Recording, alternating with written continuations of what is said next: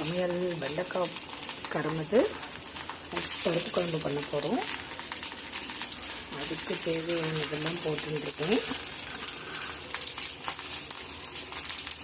இது எனக்கு ஸ்பெஷலாக இல்லை, யூஸ்வல் பண்டிகை தான், அதனால் சரி ஷேர் பண்ணிடலாம். அதையும் கடுகு திருவம்பாரிக்கு வெந்தயம், கடலைப்பருப்பு, காஞ்ச மிளகா 1 by 1 போட்டுக்கணும். எப்போவுமே வெந்தயம் கொஞ்சம் ஜாஸ்தி ஆட் பண்ணிப்பேன், ஏன்னா சம்மர் இல்லை. குழம்புருக்கு கொஞ்சமாக மிளகாப்பொடி போடுறோம். நம்ம வீட்டில் எப்போவுமே காரம் கிடையாது. குழந்தைகளும் சாப்பிட்ணும், மாமியார் வயசானவங்க சாப்பிட்ணும். அதனால எப்போவுமே காரம் கம்மியாக தான் இருக்கும் ஃபுட்டில். ஆக்சுவலி எனக்கு ரொம்ப காரம் பிடிக்கும். பச்சை மிளகாவையே பச்சையாக சாப்பிட்றான்னு நம்மலாம். புளிஜலம் விட்டுரும். இப்போல்லாம் புளியில் நிறைய ஓடு மண் ஃபில்ட்ரு பண்ணிகிட்டே இருக்க வேண்டியதாக இருக்குது. நான் சின்ன வயசில் இருக்கும்போது எங்கள் அப்பாவோட சிஸ்டர் வீடு அவங்க நேட்டிவில், அவங்க புளி மரம்லாம் பின்னாடி குத்தகைக்கு விட்டுருப்பாங்க. எக்கச்சக்க மரம் அது.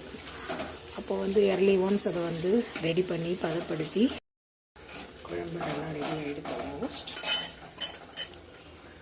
சாத்துமதுக்கு புளி கரைச்சி வச்சுருக்கேன். இது பருப்பு வெந்துடுது. எப்போவுமே பருப்போடு தக்காளி போட்டு வச்சா டேஸ்ட் கொஞ்சம் நல்லாவே இருக்குது. ஸோ இந்த மாதிரி பண்ணுறேன். இது சாத்துமதுக்கு ஜலத்தை மட்டும் எடுத்து வைக்கிறேன். பருப்பு ஜலம் மட்டும் ரசத்துக்காக எடுத்து வைக்கிறேன்.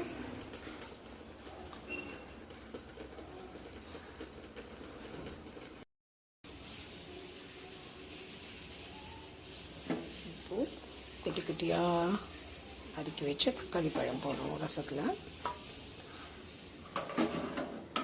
இது நல்லா ஒரு கொதி வரட்டும். வந்த உடனே ரசப்பொடி போடலாம். ரசப்பொடி ஆட் பண்ணுறோம். ரசப்பொடி போடும்போது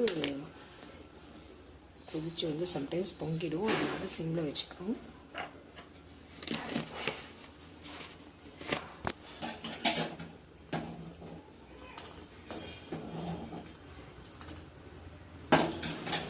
கொஞ்சம் அப்படியே பொங்கினாப்பில் வந்தோடனே எடுத்து வச்சுருக்கோம் இல்லையா இந்த பருப்பு ஜலம், இது விட்டு